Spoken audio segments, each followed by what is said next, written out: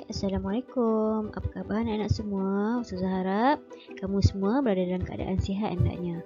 Okay, Alhamdulillah, hari ini kita bertemu lagi untuk kelas PDPR. Okay, hari ini kita akan belajar bidang adab, iaitu yang bertajuk berjual beli dengan berhemah, bahagian 2.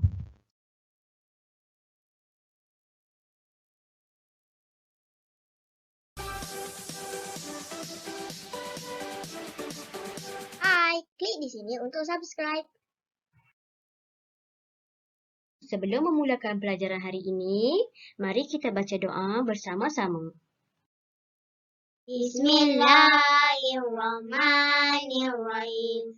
Allahumma tah alaina nikmataka wa syur alaina min khazaini rahmatika ya arhamar rahimin. Amin. Okay, hari ini kita sambung bahagian kedua.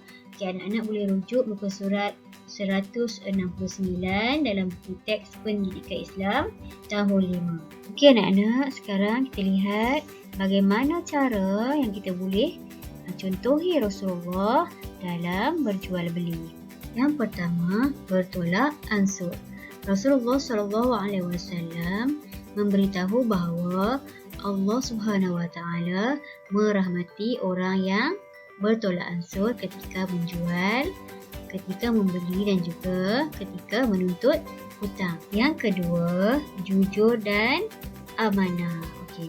Pesan Rasulullah SAW kepada penjual dan pembeli agar jujur ketika berjual beli bagi mendapatkan keberkatan hidup. Contohnya kat sini, kalau kita seorang penjual, kita hendaklah menjual dengan ikhlas dan jujur, iaitu kalau ada timbang barang, timbang dengan timbangan yang betul, tidak menipu dalam timbangan. Yang ketiga, menunaikan hak orang lain dengan sempurna.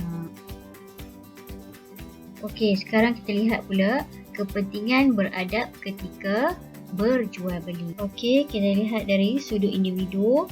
Okey, kalau kita beradab ketika menjual beli, apa yang kita dapat?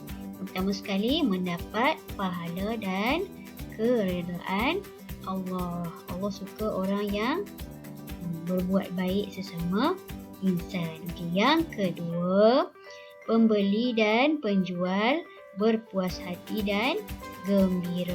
Okey, masa kamu beli barang, okey, pakcik tu layan kamu elok, kamu pun cakap elok dengan pakcik tu, sama-sama rasa gembira dan berpuas hati. Yang ketiga, keberkatan hidup terpelihara. Okey, sekarang kita lihat pula kepentingan beradab ketika berjual beli dari sudut masyarakat. Okey, yang pertama sekali, imej Islam akan terjaga.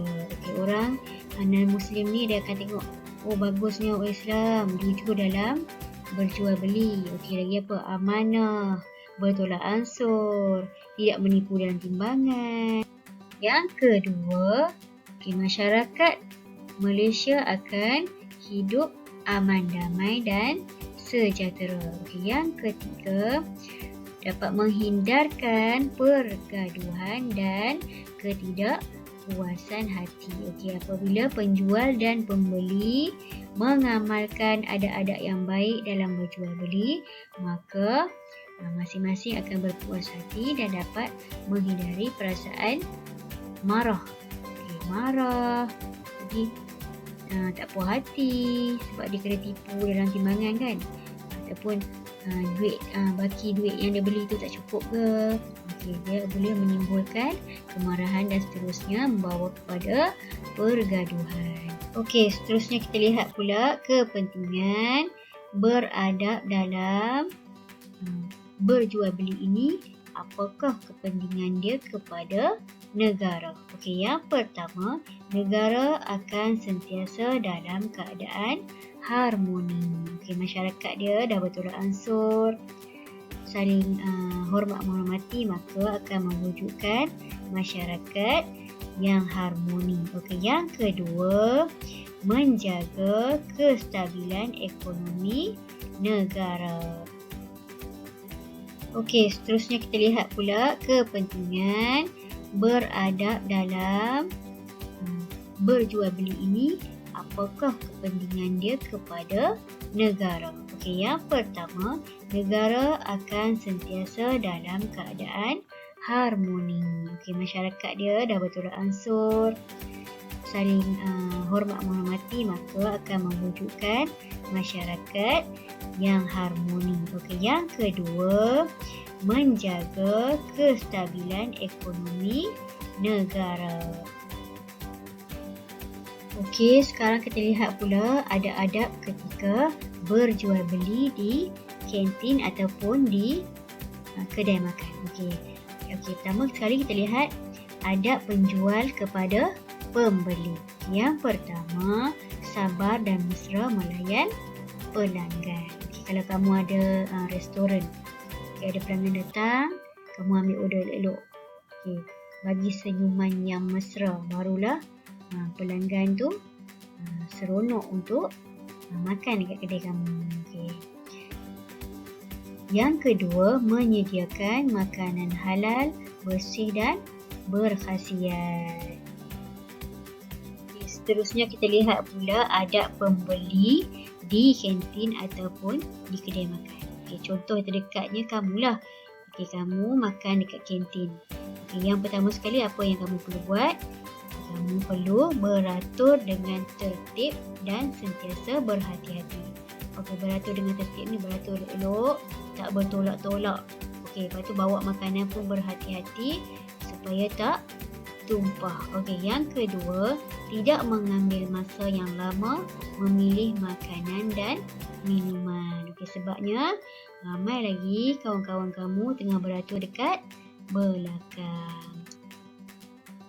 Okay, sekarang kita lihat pula adab ketika berjual beli di pasar raya ataupun di kedai. Okey, adab sebagai penjual. Okey, penjual hendaklah jujur dan tidak menipu dalam timbangan. Yang kedua, tidak mengambil untung keterlaluan. Yang tu maksudnya kat sini dia tak jual harga yang terlalu mahal. Okey, dia mestilah mengikut harga pasaran yang telah ditetapkan. Seterusnya ada adab sebagai pembeli ketika kita di pasar raya. Okey. Yang pertama sekali, hendaklah memberi laluan kepada orang lain apabila kita selesai membeli ataupun apabila kita dah selesai ambil satu barang tu, kita tak payah dah tunggu dekat rak tu lagi dah. Kita bagilah laluan kepada orang lain pula nak ambil barang ataupun nak membayar. Yang kedua, mencari dan memilih barangan yang baik dan halal. Okey, kalau kita beli barangan yang haram, itu dah berdosa. Okey.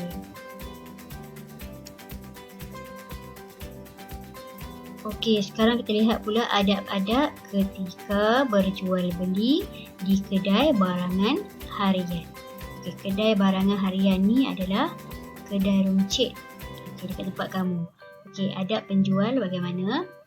Adab penjual ialah tidak memonopoli barangan tertentu untuk mengaut keuntungan melampau. Okey, hari tu Ustazah dah bagi contoh.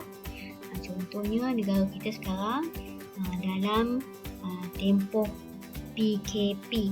Okey, kekurangan stok barang-barang di kedai runcit. Okey, jadi penjual ni dia tidak ambil kesempatan untuk sorok barangan yang menjadi keperluan asasi, kemudian naikkan harga dengan melampau-lampau, terlalu mahal. Yang kedua, penjual hendaklah mempamerkan barangan mengikut kategori beserta dengan tanda harga untuk memudahkan pembeli. Okey, adab sebagai pembeli pula tidak merosakkan barangan yang dipamerkan. Okey, jangan pula kamu pergi kedai, tangan tu gatal je nak osak-osakkan kotak lah, nak koyak-koyakkan plastik lah kan. Macam tu tak boleh. Okey, yang kedua, menghormati penjual dan pembeli lain. Okey, setakat ini sahaja kelas kita untuk hari ini. Okey, Ustazah akan sambung tajuk seterusnya di slide yang akan datang. Okey, terima kasih. Assalamualaikum. Jaga diri.